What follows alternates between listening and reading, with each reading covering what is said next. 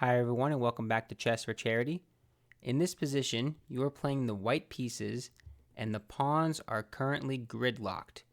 Each side has 7 pawns, if I can get different colors here, and they all can't move. So really the only things that can move here are the rooks and the kings. Okay, so if you look at this position objectively, it looks like black is winning. And the reason why I say that is because it seems like you can attack this rook, get your rook behind here. Black's pieces are further advanced, so you'd think that black can just push the pawn forward, maybe give up a couple of these in exchange for the g-pawn, and win. So if you're the white pieces, of course you know that, you see the plan. How can you prevent it? So let's get right to it. If you want to pause the video, feel free. If not, I'm going to go ahead and start showing the answer. So the first move is king b1.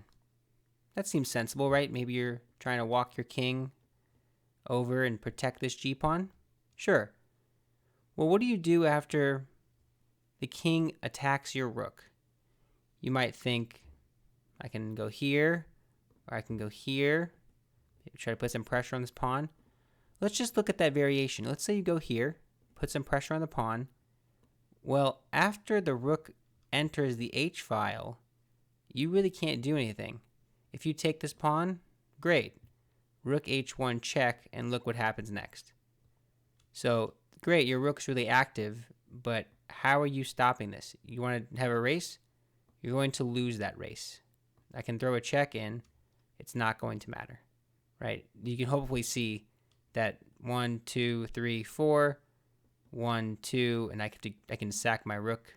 Even if I wanted to get rid of it for nothing, right now I'm threatening a check. So, not working out, right?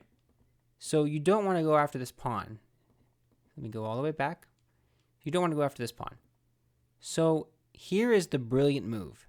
And if you see it, let me know in the comments. See if you spot it before I say it. The move is rook to h6. What? Why is that the move? That's a free rook, right? Well, yeah, that's precisely the point. Now, why? Why would I possibly give up a rook if I'm the white pieces? The answer is time. Time is incredibly important. This is true in life. This is true in chess. Time is paramount. By taking this rook, that gives me one more tempo to get closer to the center.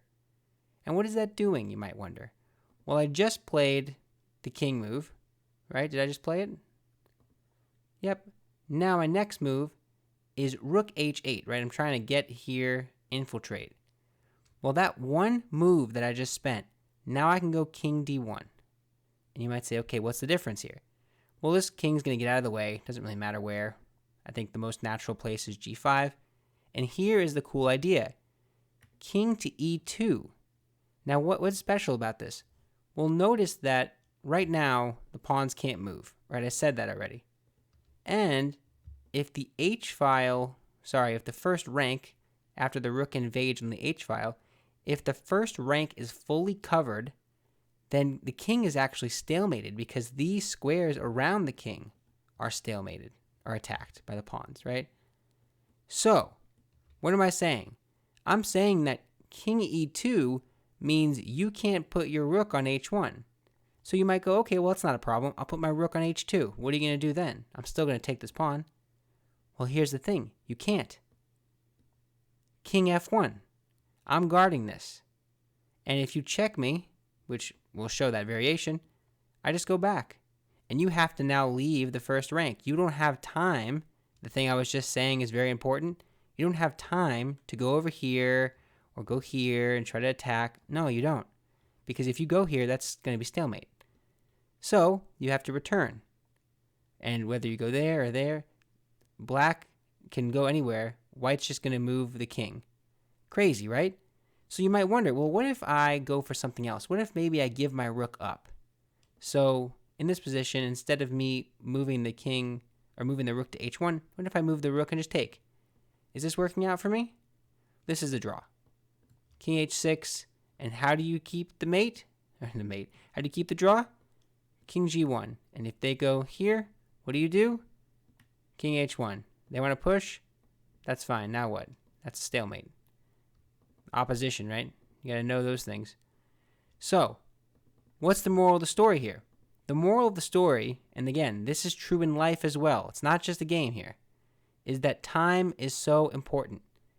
And if you have to give up something for time, try to think about doing that. Entertain the idea. You gave up the rook on h6 just to give you that one tempo to get one step closer. And from there, you're able to survive. Think about that. There's some deep moral lessons there, right? And some moral lesson about life, about time. But anyway, that's it for the video. You can feel free to let me know if you extrapolate any lesson from that. I think the puzzle is crazy, and the engine itself doesn't even show it as drawing for white. So that's another thing. But yeah, that is it for this video. If you enjoy the content, be sure to like and subscribe. I put new videos out all the time, and my whole goal is to spread the game of chess and to help charity. So, let's do it together. Thanks so much. Bye.